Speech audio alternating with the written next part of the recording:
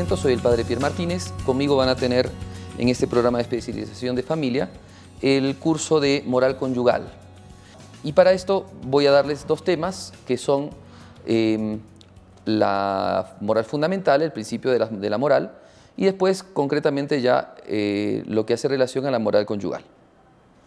Primero debemos de dar los objetivos de la teología moral. La teología moral es una ciencia teológica. Los objetivos de nuestra materia es comprender la naturaleza de la teología moral, su objeto de estudio, que son los actos humanos, su finalidad, ayudar al hombre en la consecución y realización del fin. Bien, empecemos con lo que es la teología moral. Primero que la teología moral es parte de la teología. La teología es una gran ciencia que podemos dividirla en principio en dos: la teología natural y la teología sobrenatural.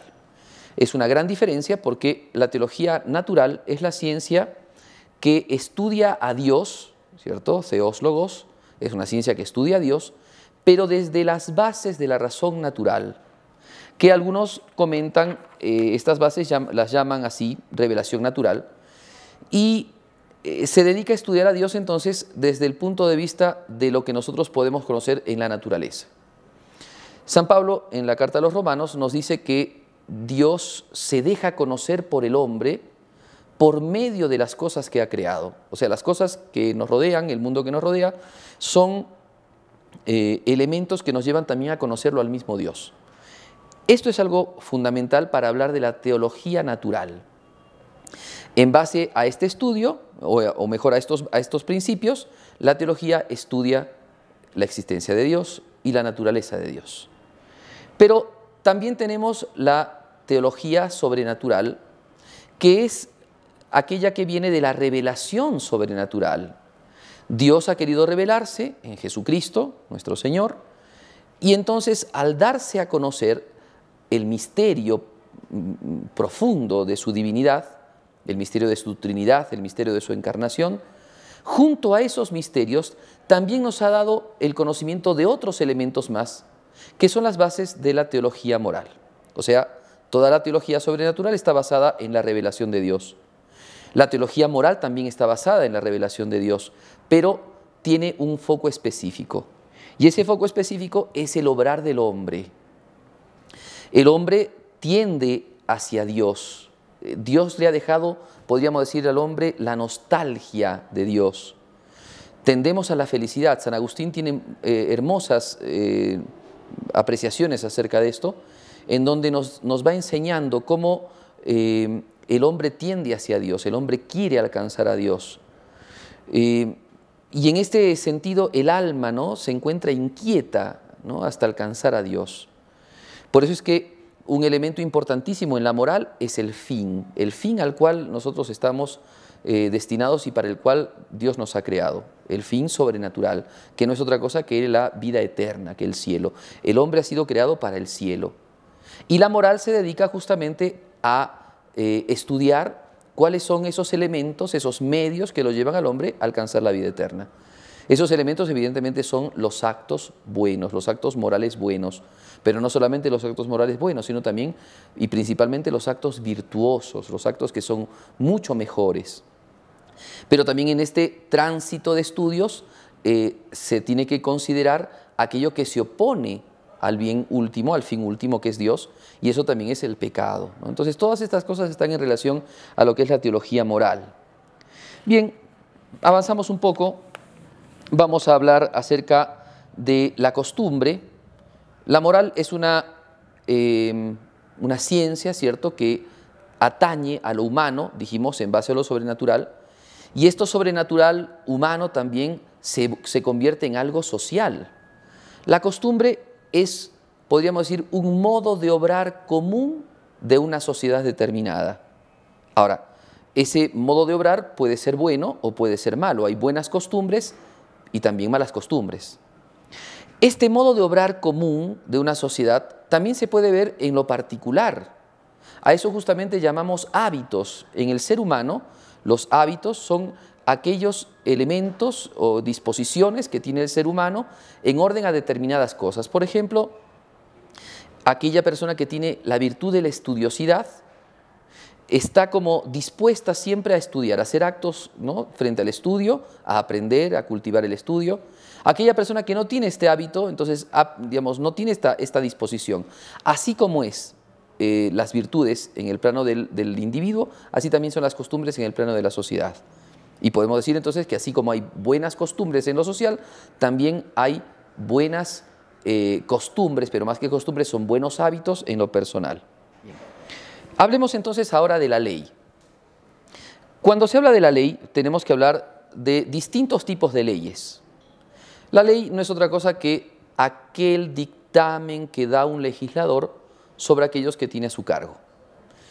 En este sentido, el máximo legislador es Dios, que es quien plantea las distintas leyes que se pueden dar. Y hay leyes en lo natural y leyes en lo sobrenatural.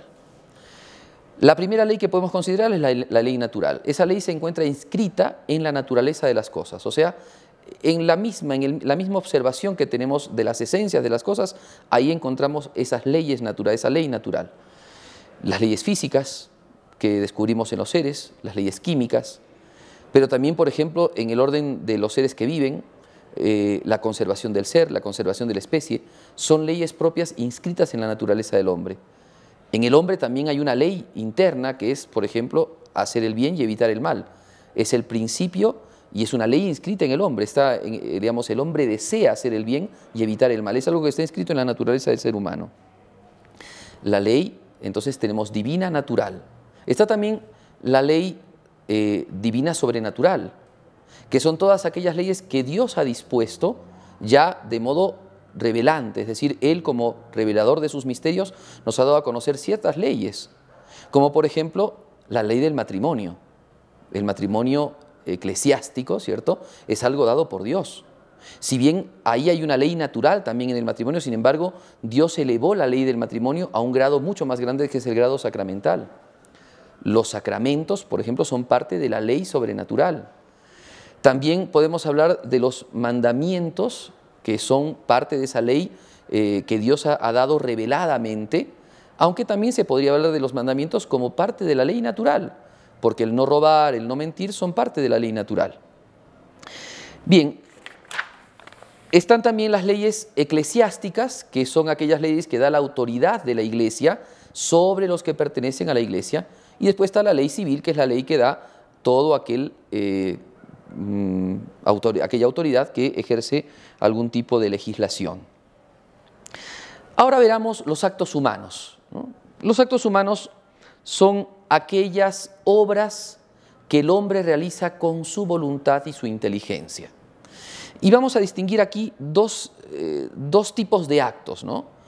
Podríamos llamarlos así: los actos del hombre, por ejemplo, la digestión es un acto del hombre, pero también están los actos humanos, que son los actos que están revestidos de un contenido moral, que son aquellos actos entonces en donde se invierte la inteligencia, la advertencia y el consentimiento. Por ejemplo, son actos libres. Por ejemplo, cuando una persona quiere agradecer a otra, ¿no?, algún servicio, alguna cosa, advierte el bien que le han hecho, quiere agradecer y entonces realiza el acto, ¿no?, el acto de gratitud. Eso es un acto humano, ¿no? O aquella persona que comete un pecado, por ejemplo, que miente, el joven que le miente a su padre en determinada cosa, advierte que no va a decir la verdad y consiente en no decir esa verdad. Para todo acto humano se requieren estos dos elementos: la advertencia y el consentimiento. Decimos claramente entonces que es un acto libre. Si faltase algún elemento de estos, advertencia o consentimiento, o si fuese defectuoso alguno de estos elementos, el acto no sería claramente humano. Por eso es que, por ejemplo, los actos hechos en somnolencia, los actos en sueños, no tienen todo el revestimiento, ¿no?, de la advertencia y del consentimiento, y por eso no se pueden hablar de actos propiamente aplicativos a la persona, ¿no?, responsables, la persona responsable del acto. Bien, son actos libres entonces, los actos no son errores, los actos humanos, sí, uno se podría equivocar haciendo determinada cosa, pero en principio los actos son propios de la persona y la persona se hace responsable de estos actos porque los obra de modo libre. Dentro de los actos encontramos algo que la moral ha llamado las fuentes de la moralidad, que son como cosas que están en el acto que uno realiza. Esas cosas son el objeto, que no es una cosa concretamente, sino que es el acto concreto determinado: hablar, caminar, operar, escribir. Están el fin al cual, o la intención a la cual yo tiendo, y después están las circunstancias que están adheridas al acto que estoy haciendo. Vamos a poner un ejemplo para que sea un poco más claro. Cualquier acto que yo pueda hacer, por ejemplo, si yo voy a misa el domingo, ¿no? El objeto del acto, concretamente, es la participación de la misa. El fin del acto, en principio, es la santificación de mi alma.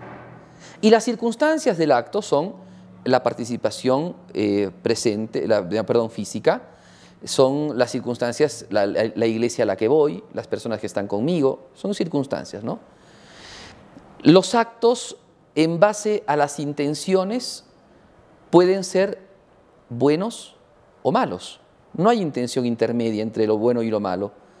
O, por ejemplo, yo doy una limosna para hacerle bien a un pobre, o tal vez para otra razón, como por ejemplo que otras personas me miren. Puede ser esa es otra intención, no buena o buena, ¿cierto? Los actos, o sea, el objeto, puede ser un acto bueno, malo o indiferente. Puede ser mentir, dar la limosna o sencillamente caminar. Y las circunstancias, ¿cierto?, son aquellas cosas que se añaden al acto y algunas pueden cambiar, agravar o tal vez aminorar si es que ese acto era pecaminoso o no. Por ejemplo, si una persona roba, no es lo mismo robarle a un pobre que no tenía, digamos, que tenía lo justo para comer, que robarle a una persona con mucho dinero. No es lo mismo, por ejemplo, robar en una iglesia que robar en un supermercado. Todas esas circunstancias pueden agravar un acto malo. Entonces tenemos objeto, fin y circunstancias. Son las fuentes de la moralidad. Y un acto puede ser bueno por su fin, pero el objeto será algo malo y entonces hacer que el acto sea malo. Como por ejemplo, si yo quiero mostrarle a los jóvenes, ¿no?, que la pornografía, por ejemplo, es algo inmoral, y para mostrárselo les paso un video prohibido, un video pornográfico. Si bien la intención es buena, sin embargo, el acto es malo. Y el objeto hace que se pervierta todo el acto, ¿no? Y entonces tenemos ahí varios ejemplos de lo que son las fuentes de la moralidad. Importantísimo para cuando se trata de nuestro estudio de la moral, para ver cómo son los actos humanos y para ver además aquella norma, aquella ley que está presente en la moral cristiana, que es que el fin no justifica los medios, ¿no? Un fin bueno, por más bueno que sea, no me puede dar a mí justificación para que yo haga actos malos, ¿no? No está bien mentir para hacer bien a un prójimo, por ejemplo, ¿no? Objeto y fin, ahí se dan cuenta claramente. Muy bien, las circunstancias pueden ser distintas, ya hemos hablado algunas cosas de ellas. Puede ser, por ejemplo, quién realiza la acción, qué cosa realiza, dónde, con qué medios, el modo en cómo se realiza. Muy bien, entonces ya tenemos eso.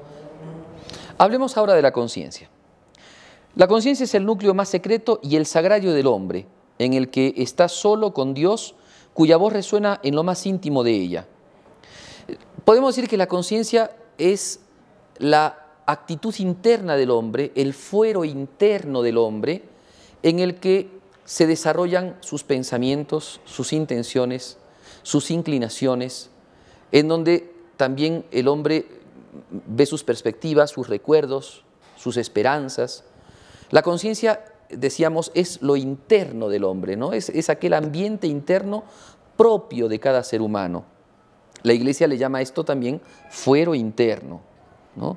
Los seres humanos somos seres que tenemos una vida, ¿cierto?, externa, relación con los demás, socialización, también religiosidad, y también tenemos una vida interna en donde también nosotros internamente valoramos las cosas, conocemos las cosas, consentimos cosas, ¿sí?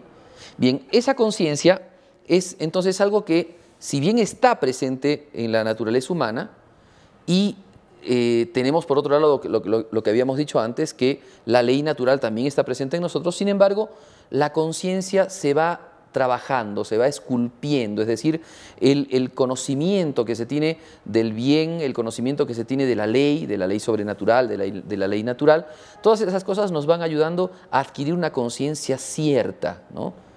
Podemos encontrar distintos tipos de conciencias. Hay una conciencia, por ejemplo, culpable, ¿cierto?, que es la conciencia de aquel que se encuentra en pecado, que sabe que está en pecado. Es todo aquello que las personas dicen, por ejemplo, me está remordiendo la conciencia, ¿cierto? Internamente se han dado cuenta que algo han hecho mal, porque la conciencia también es testigo de nuestros actos. Está también la conciencia inculpable, que es aquella conciencia de aquel que por ignorancia no conoce algo y obra de una manera inculpable frente a lo que desconoce, o por error también puede obrar de una manera no culpable. En este tema de la ignorancia y del error hay varias distinciones, ¿cierto?, que se pueden hacer. Hay una ignorancia culpable, una ignorancia inculpable. La ignorancia culpable es aquella en donde yo soy el causante de esa ignorancia. La ignorancia inculpable, yo no soy el causante de esa ignorancia, sencillamente yo no podía conocer estas cosas. Una conciencia, entonces, perdón, una ignorancia vencible y una invencible, ¿no? Dentro del error también encontramos nosotros distintos tipos de error. Un error invencible, porque nadie me pudo corregir, yo no pude aprender, digamos, a salir de este error. Está el error que se puede vencer, pero yo no quiero vencerlo y entonces se torna culpable mi conciencia, etcétera, ¿no? Bien, entonces la conciencia es sumamente importante porque debemos de nosotros educarla. Entonces, estamos hablando de conciencias erróneas, de conciencias ciertas, es porque muchas veces los seres humanos pueden, a consecuencia de ideologías y de pensamientos contrarios a la realidad, pueden desviar su conciencia y entonces pueden tener una conciencia errónea, una conciencia ignorante de determinadas cosas e inclusive una conciencia cauterizada cuando saben que es pecado pero lo siguen cometiendo. Y existe un tipo de conciencia más que la conciencia farisaica, que es de aquellos, como dice el Evangelio, que cuelan el mosquito pero tragan el camello, es decir, son muy escrupulosos en determinadas cosas, pero son muy laxos en otras, ¿no? Bien, la conciencia. Bien, ahora, algunos elementos del tema de la conciencia. La conciencia es la regla interna más importante de nuestra vida. Debemos de obrar siempre en conciencia, no podemos obrar contra conciencia. Aquella persona que obra contra su conciencia comete pecado. Si tenemos dudas de conciencia, tampoco podemos obrar. No se puede hacer algo dudando de si está bien o si está mal. O sea, imagínense si yo voy caminando hacia un abismo y dudo, ¿estoy hacia un abismo o no voy hacia un abismo? Y sigo caminando, o sea, me puedo desbarrancar. Nunca en la duda se puede obrar. Y es siempre imprudente obrar cuando uno está en duda. Primero es consultar. Cuando uno tiene dudas hay que consultar para poder obrar y obrar siempre bien. Bien, después está las tendencias o los instintos que en la teología moral católica son principalmente llamadas también pasiones, ¿cierto?, que son elementos que acompañan, ¿no?, por nuestra subjetividad, nuestra sensibilidad, son elementos que acompañan los actos humanos. Muchas veces hacemos actos por tristeza, o por cólera, o por alegría, o por sentimientos de amor. Entonces, son ciertos elementos. Los instintos, hablamos de instintos cuando se trata de los animales tienen instintos, ellos obran movidos por esos instintos, la búsqueda de un bien particular. Los seres humanos tenemos esas tendencias que rigen al hombre también hacia los bienes particulares, pero siempre están por debajo de aquellas capacidades más importantes que tiene el hombre, que son la inteligencia y la voluntad. En este sentido, entonces, las pasiones, si bien pueden arrastrar a veces a una persona, pero una persona nunca pierde su sentido de libertad. Y el obrar moral bueno y el obrar maduro de una persona es obrar principalmente con la inteligencia, guiados de la inteligencia y secundada esta inteligencia con la voluntad y también con las pasiones, porque las pasiones son hechas también para que nosotros nos apoyemos con ellas para obrar determinadas cosas.